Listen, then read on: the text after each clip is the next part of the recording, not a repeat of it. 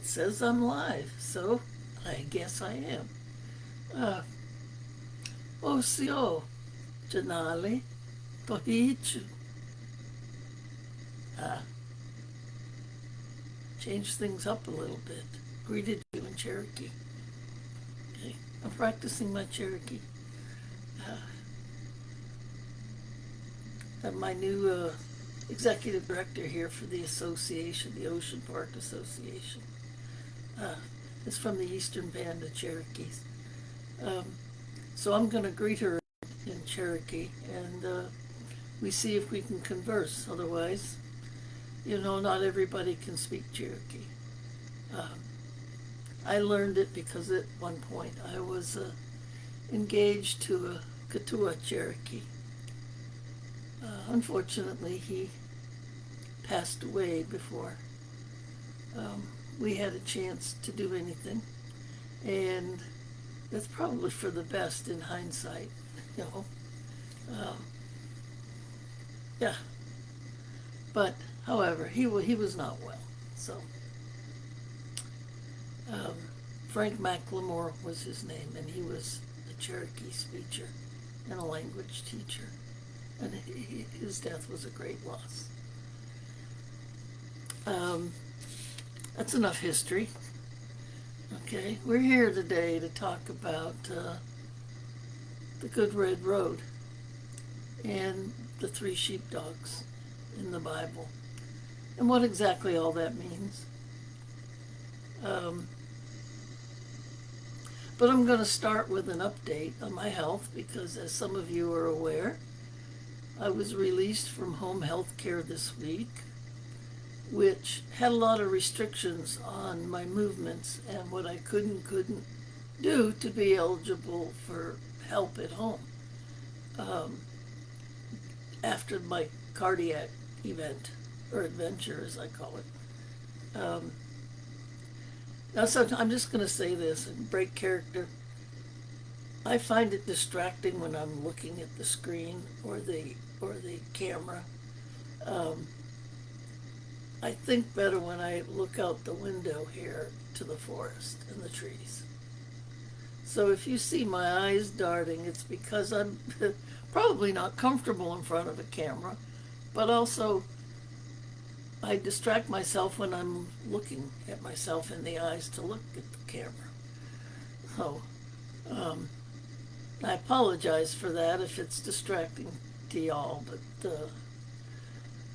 that's how I work. And I recognize that this time isn't a very convenient time for most people, but it's the best time for me right now. And it will be on my Facebook page and on my YouTube page, so you can watch it at your leisure. You don't have to be somewhere at a time and place. And you can always message me afterwards if you have a question or a comment of any kind. I'm always open to those. So I think that takes care of the housekeeping. But as I started to say I've had time to think about things. And one of the things I was thinking about was actually what happened to my heart, because this is the second time I've gone through this. And when I was looking at it, both times this happened to me, I was under a tremendous amount of psychological stress, incredible psychological stress. And as we know, the body, mind, and soul and spirit are all interconnected. If you remember my diagram, if not, I'll send you one. Let me know if you want one. And we're an energetic body. We are energy. Okay? We are not separate from any other energy on this planet. We are one. So we have to kind of remember that. Now, what I've learned about my heart was, again, what we've been told about the heart is all wrong. Go figure that one. It's part of the metote, right? The heart is not a muscle that pumps blood. The heart is actually one continuous muscle wrapped around itself in a vortex. In a vortex. It's not a pump. It's a living vortex. And the way it pumps blood is by the pressure of that vortex. And that vortex is aligned with the electrical impulses of your brain and your gut. So when you have a gut feeling, yeah, you better pay attention to it before it gets to your heart, right? So I found it interesting in looking at that. The procedure I had is not an uncommon procedure. It's for atrial fibrillation, which means my heartbeat was irregular, but I also had on top of that a rapid heartbeat. So my heart was totally out of sync, and it couldn't get blood to my extremities correctly, which is why I was dizzy and rubbery-legged and couldn't stand up on my own, which is why I called the EMTs. Fortunately, in my apartment, we have a little switch we can pull, and the goes directly to the fire station. No intermediary. And if you pull that cord, they're coming. And I've done it twice, and it works. So I learned something about my heart, in that for me, at this stage in my life, with some partial disabilities, or as I like to call them, challenges, I learned two things, very important things. One is I really have to manage, at this point in my life, the amount of stress I can tolerate. Because as you can imagine, doing what I've done with the first responders, the drilling companies, with private practice and international business, I was running 24/7 for many years.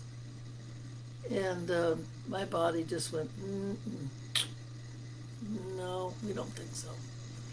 And so I've been trying to figure out what it is I need to do, which I've come to the conclusion that what I need to do is nothing.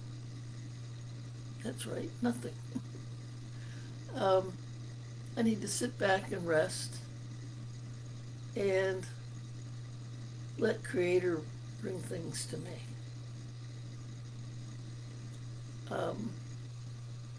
One of the reasons I've hesitated doing the Cardinal Hour, number one, due to the restrictions, the work restrictions of being under home health care. Not supposed to be working. I don't really consider this work, but a case can be made for it, so I just wasn't sure. I needed the home health care more at this point. Plus, I'm just not sure about all this technology. Fortunately, thanks to Kaylee, she's an angel. She's such an angel to me. Kaylee Riggins has offered to help me with this and create a Facebook page just for the Cardinal Hour and help me run it. And I've decided that was Creator bringing something to me, that I felt strongly that I need to continue teaching, but I just wasn't sure how, because I know travel right now isn't in the cards for me, maybe never will be. Not because I can't do it. I've proven that over and over again, even with my traveling wheelchair. Um, but the obstacles that are put in front of me through TSA and TSA and the airlines not fully training their people on how to deal with people with challenges and wheelchairs, it was totally frustrating, which was adding to my stress, of course. So the more I can do sitting here in my cottage, the better off I am. Because that way I have more energy to give, and I'm not using up my energy to get or get somewhere. Okay. So I've had a lot of time to think about things, and I've pretty much let go of everything. I've surrendered everything. Remember the old jaguar medicine that I met in the Yucatan? Well, the questions: what do you need this title for? What do you need that license for? Does that make you any more or less legitimate in what you say or do? Well, maybe in some people's eyes, but I'm not looking for that kind of approval or validation. What I want comes from the heart and goes to the heart. So I've dropped all the titles, and as you can tell on my Facebook page, it's just Makozikwe. That's a name I'll keep because it is me. Sherry Rose Cardinal, which is 3 shades of red, that was by accident. And the Red Woman, when I came to acknowledge, after years and years, of my indigenous heritage, some of which you see behind me. I'm very proud of my Métis belt sash. My French and indigenous father's side of the family, and all my relations from that side of the family. And also proud of my birth mom's side of the family, but that's a whole nother piece of history. Mayflower descended 4 times on one side. The other side met the people from the Mayflower when they came on. Just think about that. Which kind of describes my life. It's kind of like this.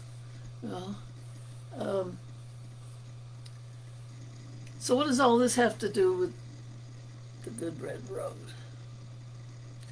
Well, that's basically a name that's used in more modern times. It's not really a traditional name, but it describes a spiritual way of life that's based on certain teachings and mostly on spirituality.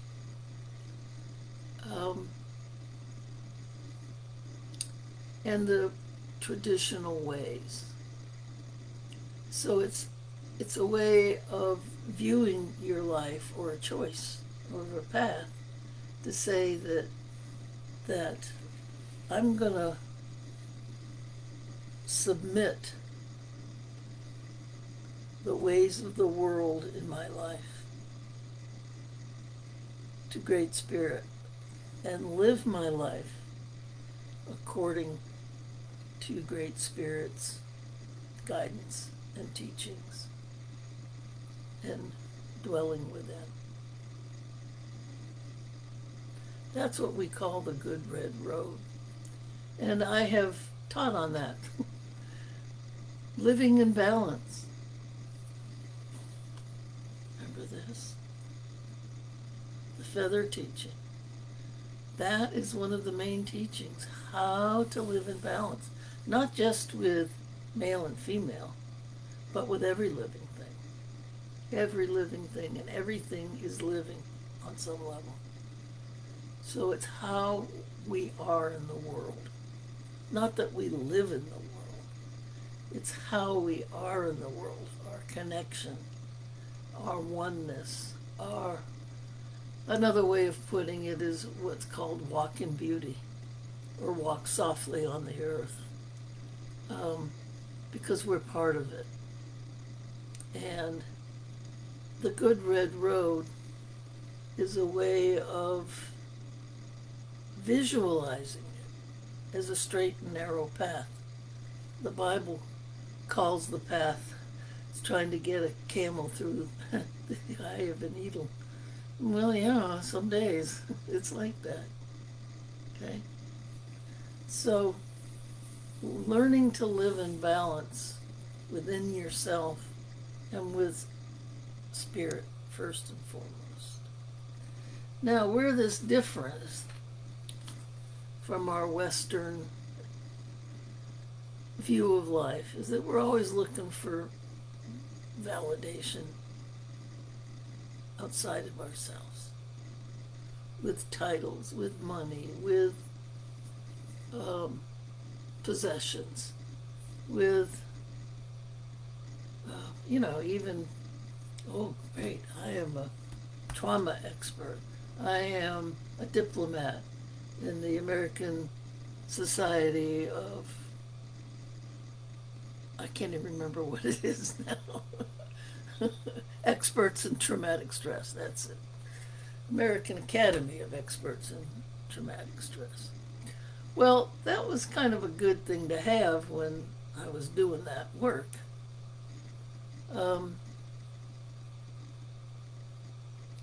But do I really need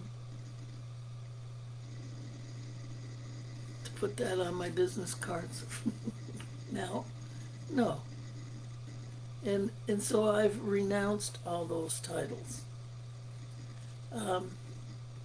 My social work license comes up in another year, November of 2026. Probably not going to renew it. Number one, I've done almost 50 years of of ethics education, which we have to do every year. I've done 50 years of all kinds of professional development. And it's not that I don't have things to learn, but my priorities have shifted. I don't need to spend my time and energy on that. I want to spend my time and energy with spirit and with the people and things that spirit is putting in my life now.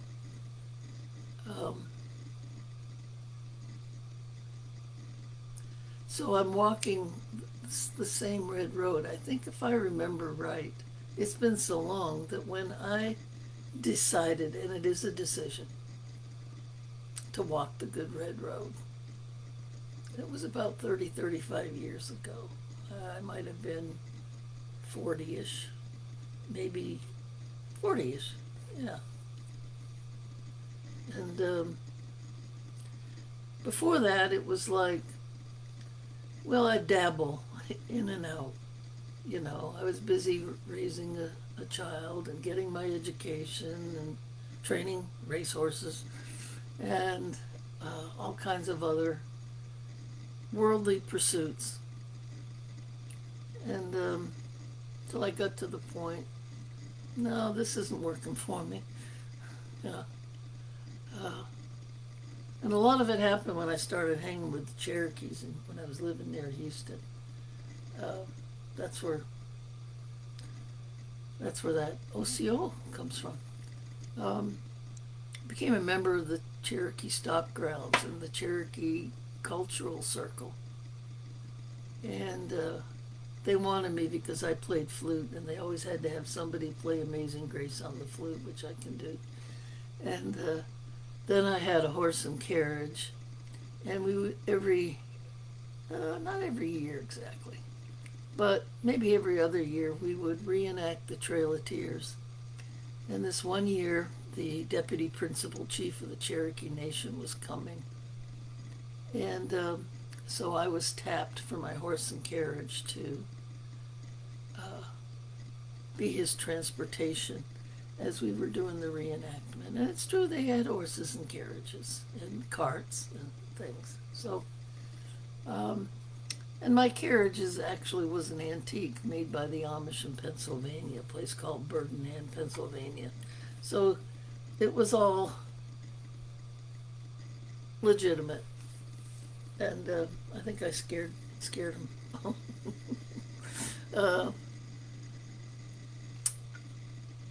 But anyhow, he has since passed. But that was a good time. I remember feeling so honored in that. So, been on that road for a while, and part of that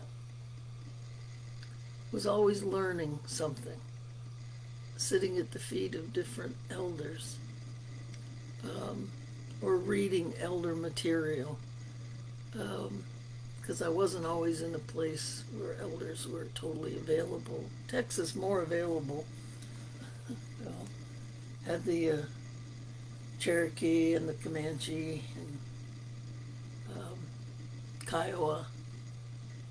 So I spent a lot of time in those groups learning things. And then it came to the point where when I met Mitiga and we found out that we were actually cousins, our lines crisscrossed everywhere, which is why he nicknamed me Crazy Interwoven. And that my lineages are, and I continue to find how crazy interwoven it is. Just the other day, found a relationship through the Métis for my fourth grade uncle, Antoine Goodchild, or Bon Enfant in French. Yeah, so, last week it was Quanah Parker. So my heritage are just crazy interwoven. And I've always felt that. I mean, there's even a little Irish and Scottish in there, yeah.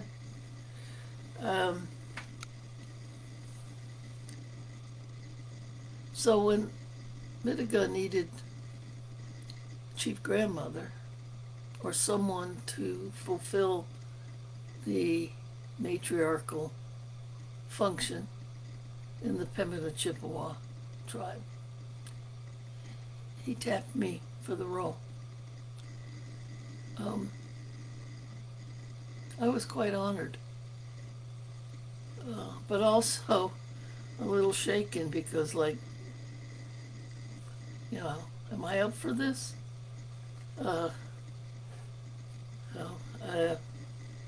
I wasn't sure. But we worked as a team. We did a lot of good work.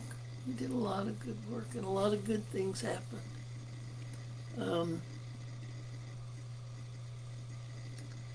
And I had to learn a lot. I had to learn what a chief grandmother's role was, and a clan mother's role was. And basically, the clan mother is one that looks after the affairs of the clan, the lives of the people in the clan, is in charge of the next generations and teaching them, showing them the ways, growing them up in the ways, making sure that they had food and clothing and shelter, the whole clan.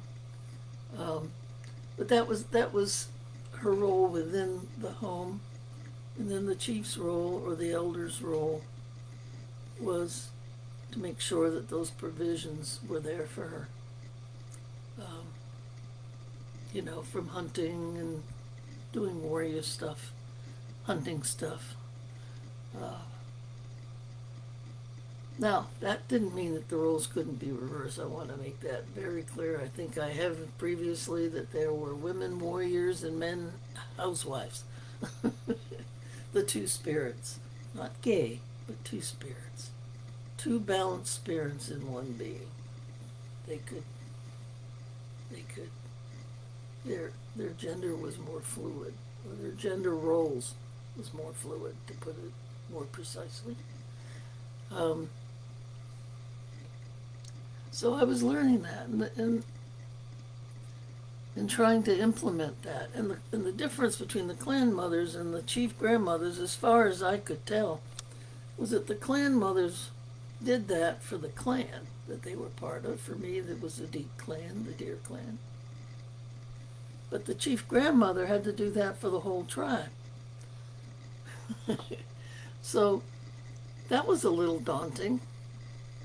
Uh, but fortunately, the tribe was very small,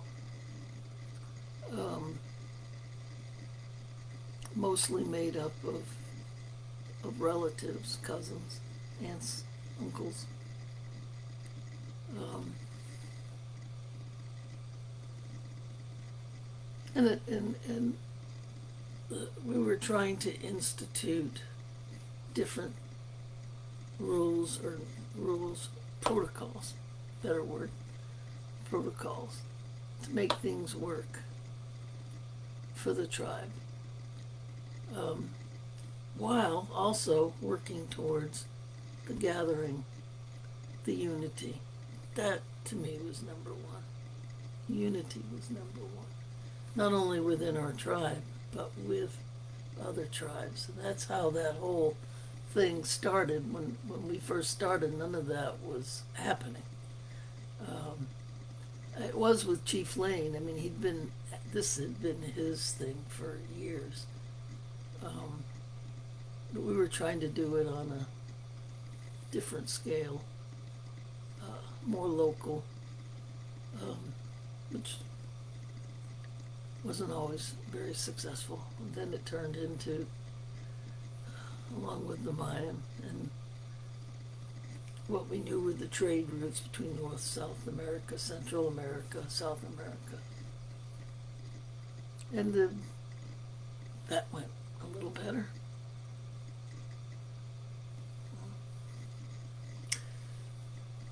Well, as I was learning about these things, I also learned, remember there's always two sides, I also learned that the protocols, that the traditional teachings weren't necessarily being followed.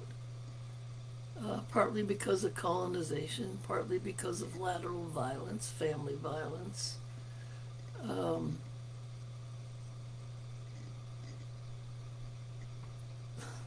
Government violence, government installed violence, the reservation system,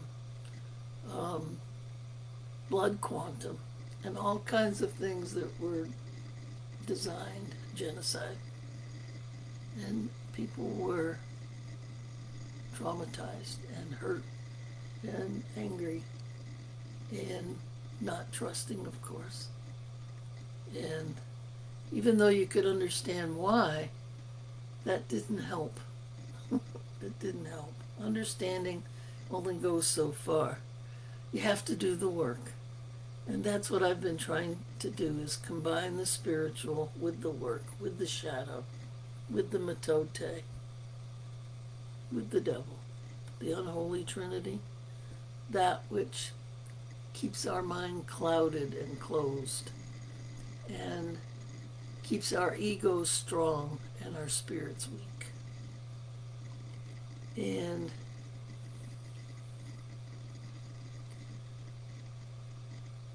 it got to the point where I recognized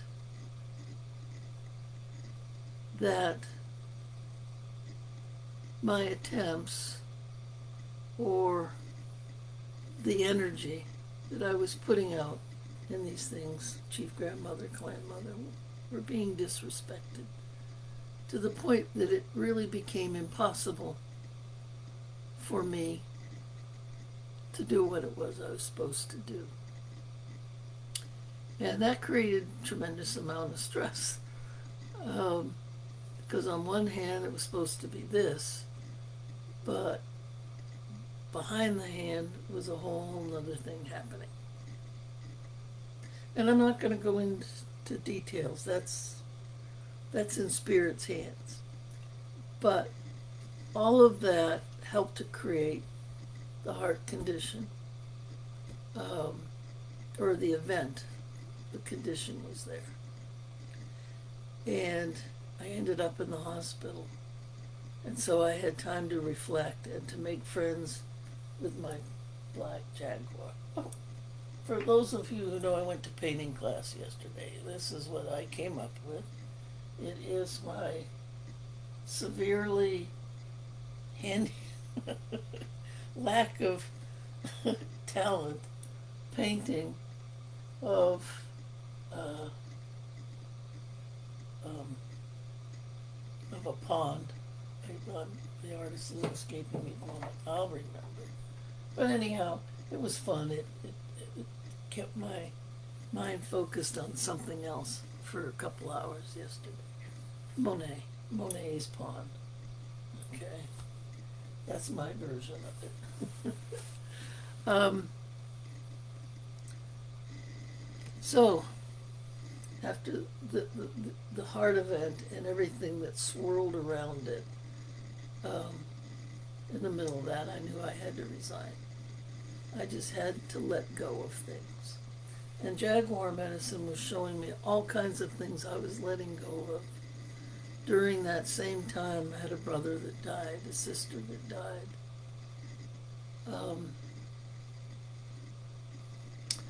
Well, as we know, Tonka was sick for a couple months.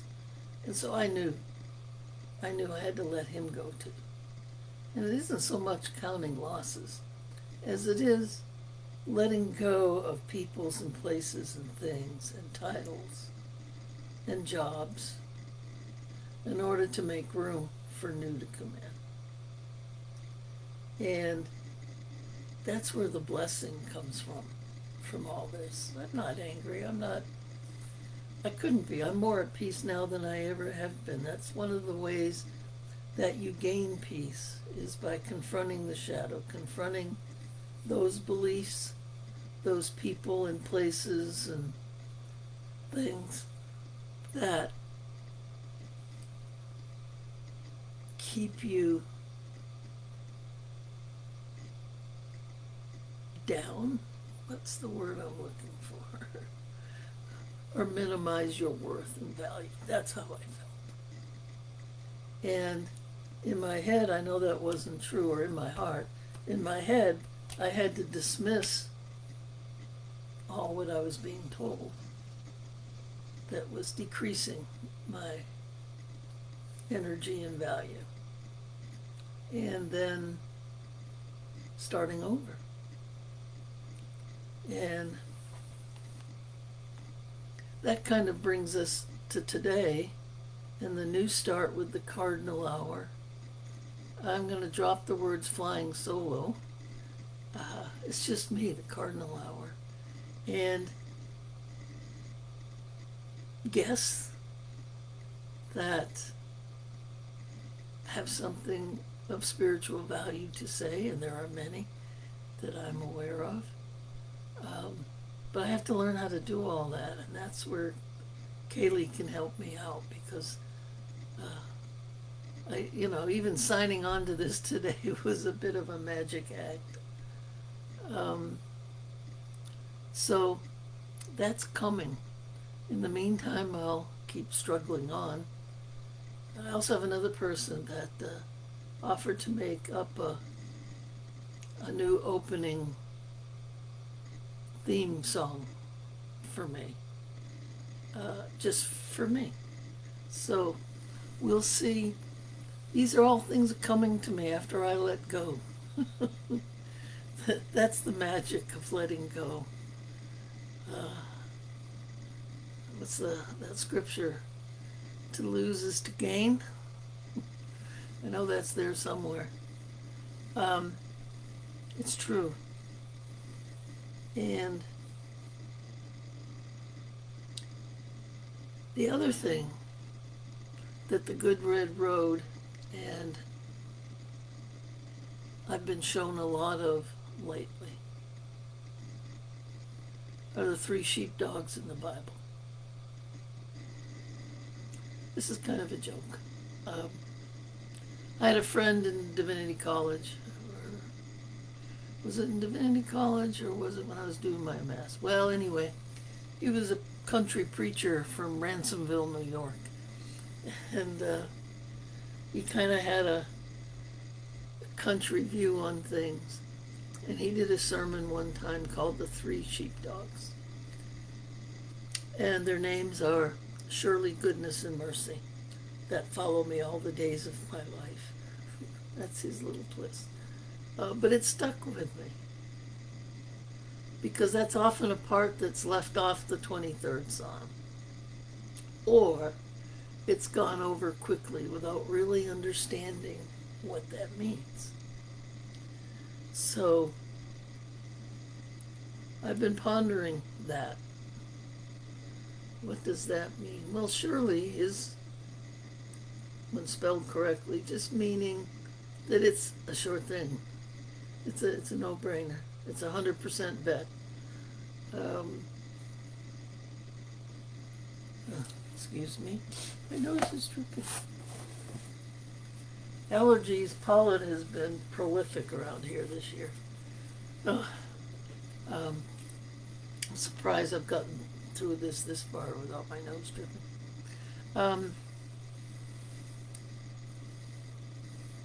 Yeah, Jessica. Oh, she wrote, painting is extremely healing. It is that. It's art therapy.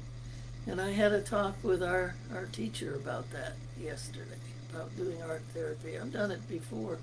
And that's why I like her classes here, because it gives you that time to process things out through whatever you put on the canvas. Yeah, I'm looking for serenity. I want that pond. I want some little clouds up above.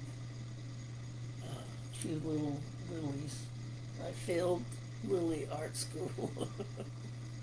But I had fun doing it, learning how to use a knife to make angles. Not a paintbrush. So, and a lot of the texture in here was done with a knife. So you painted, and then you did the knife. It was fun. This shows you that there's more than one way to paint a picture, or skin a cat, or any other metaphor you want to use.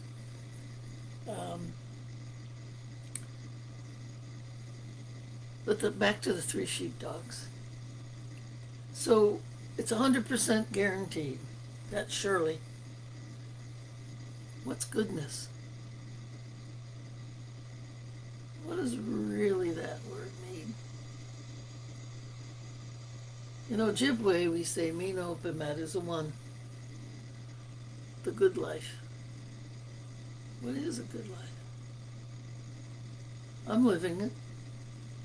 Finally. I'm relaxed. I'm at peace. I can follow the teachings of Spirit, and I put myself in a place of being unencumbered about that. What I do with my days now is up to me. And I spend it learning a lot. Because, man, there's so much. There's just so much. And expanding on my body, soul, spirit, one is the highest number teachings. That's growing. Okay? So more of that. But goodness is the good life. You know? Having enough to eat. Having shelter. Having loving family. Loving friends. Kindness. I was wearing a t-shirt yesterday that my chiropractor friend remarked on. And down one side it says kindness. And down the front it says, we don't know what other battles people are fighting, so be kind.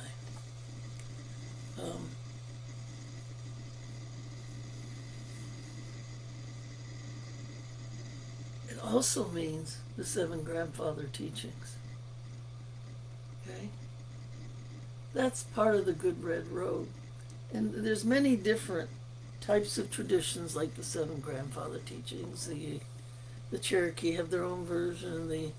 The Sioux, Lakota have their own version. Jumani Tutonkawachi.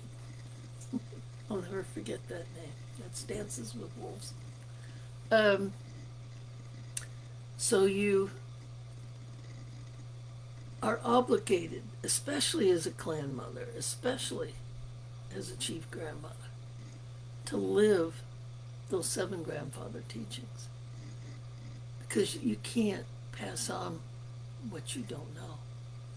And by knowing, I'm not talking here as much as I'm talking from here, the heart, through experience, through trial, error, owning up to your trials and errors, looking at your shadow, being willing to change your viewpoints, like my squirrel story yesterday.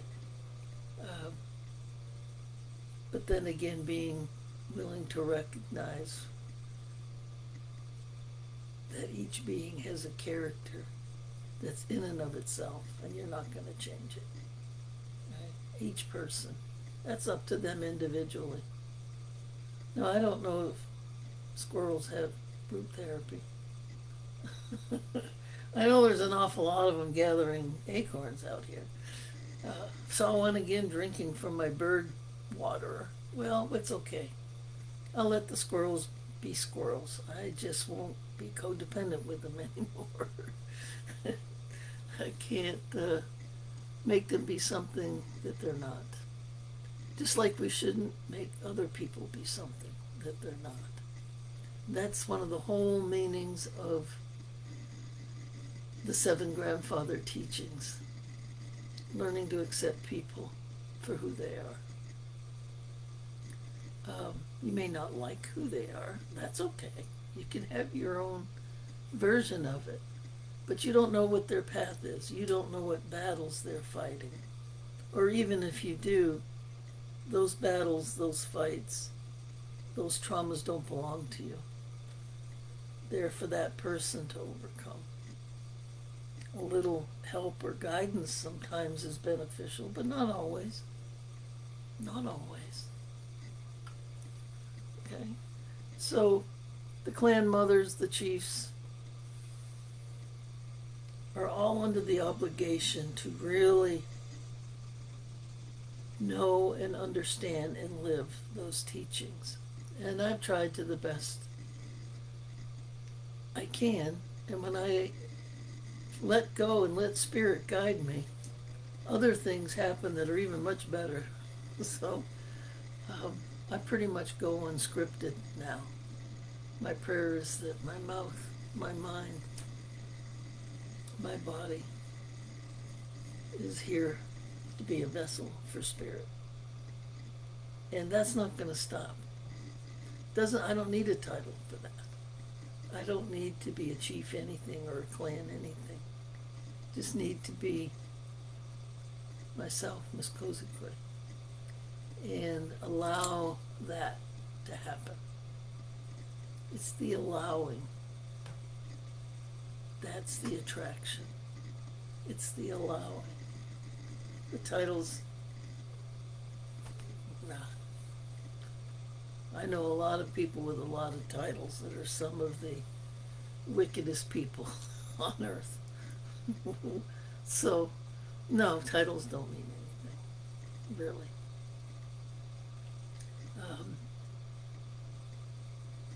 So surely goodness and mercy. And what's the mercy part? The mercy part is that we all fail at this. Hey, I have no moral high ground, trust me. Some of the things that I teach on are lessons that I've learned the hard way. And I've had to learn more than once the hard way. None of us have a moral high ground. So we can get off our high horse right away. Right? That's humility. Right? And when you face that about yourself, Boy, what a relief it is that you don't have to pretend anymore. Or you don't have to project blame onto somebody else to deflect your guilt away from you. And to make your words, every word count. Every word counts. I had a talk with somebody the other day about making your words count, being impeccable with your word, as Don Miguel Ruiz would say in the Four Agreements. Words matter. And our particular conversation, and it was about how to talk about yourself. And what he had done was put everything in a future tense. What I want to be, what I want to do, what I want to overcome.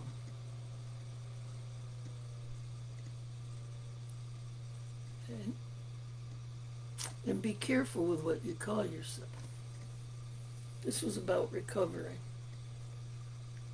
I am an addict. Really? Is that what you want on your forehead? I am an addict? No. How about I have recovered, or I am recovering?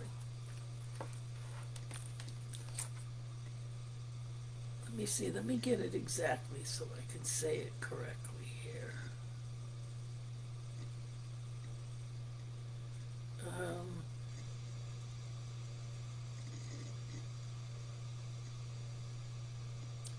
Because it's important. The distinction was important.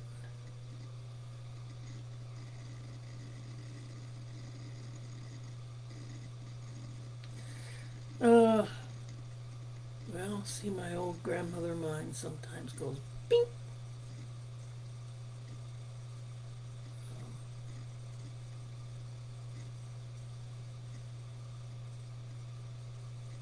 Okay, here it is.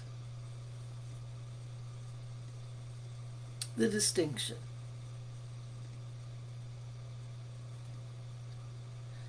An example of how words and thoughts matter. Which statement is the truth? I am a drug addict, or I have been or was addicted to drugs. Now I know what AA says. Hi, I'm Sherry, I'm an addict. But psychologically that only works the first time. Okay? And then it goes present tense, staying in the present tense. If you're still addicted and still using, then keep saying, I'm an addict.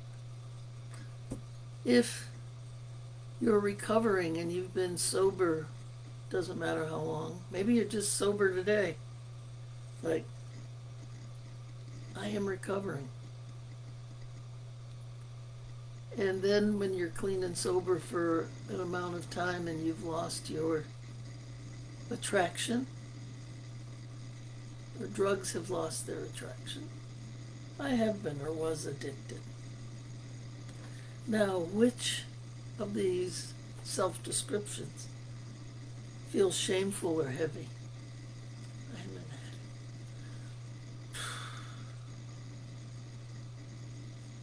Which one feels redemptive or light, like something's been lifted? I have been, or I was addicted. Now I know the AA people are going to jump all over me. Hold your emails, okay? I'm talking the spiritual truth here. Are you redeemed or not? Okay, so talk like you are. Call yourself like you are. That's mercy. Do you think Spirit looks down at us? Oh, that's an addict. That's a thief. That's a social worker. That's a tax collector. No. He looked at the heart of everybody and says, that person's repenting. I can use that person. I can use that tax collector. I think the biggest example of that is actually Mary Magdalene. She's one of my favorite people. Partly I did my master's thesis on women in the Bible and their ministries.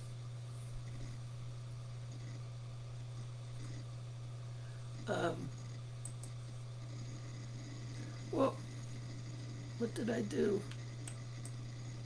Okay, oh, I'm back. What is this? A pop-up. Expand your advertising reach with Microsoft. I don't think so. I'll leave it to Spirit and to the angels to expand my reach. Mercy is non-judgment. It is, despite all our failings, we know that Spirit, the peacemaker, whatever you want to call it, still loves us. The proof is that we're still here. We've not all been smitten or smited or whatever the word is. We're still here. And the old Chinese proverb, well, we fall down 7 times, but get up 8. That's mercy. And knowing that Spirit will help us get up each time. And we just have to wait on Him and put aside our own egos and focus on understanding and living the 7 grandfather teachings. That's the good red road. It's a narrow road. And it's easy to trip up on it. Lord knows. I think I've probably fallen down more than 7 times if I was to keep count.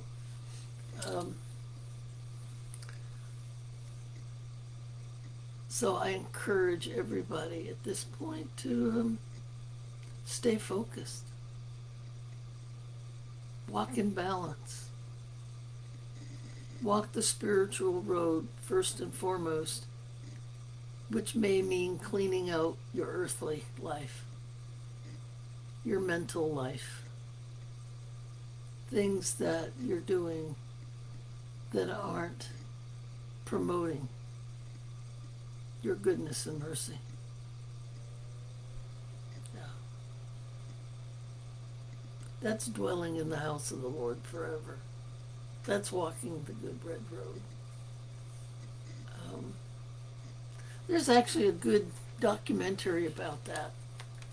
Let me see if I can find it again. On Black Elk. There was a movie made on one of his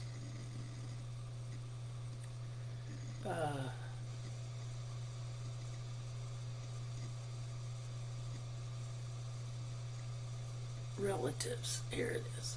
Walking the Good Red Road with Nicholas Black Elk and his journey to sainthood in the Catholic Church. Really doesn't matter the church. I'm ordained as a non-sectarian, which means I don't adhere to any one dogma of any one religion. It's for me, it's more spirit-driven than institutionally driven.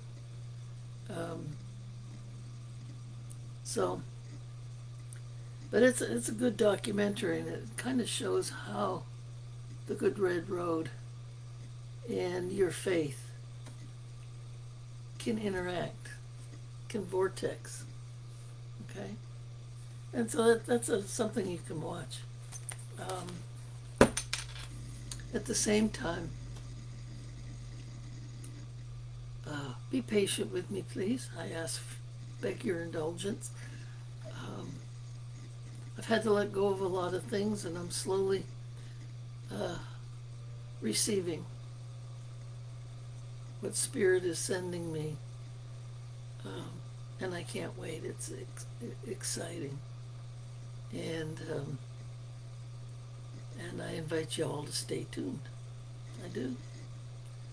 So, Mino Bimedizawin. I'll end with Ojibwe. Wishing you the good life. Bamape.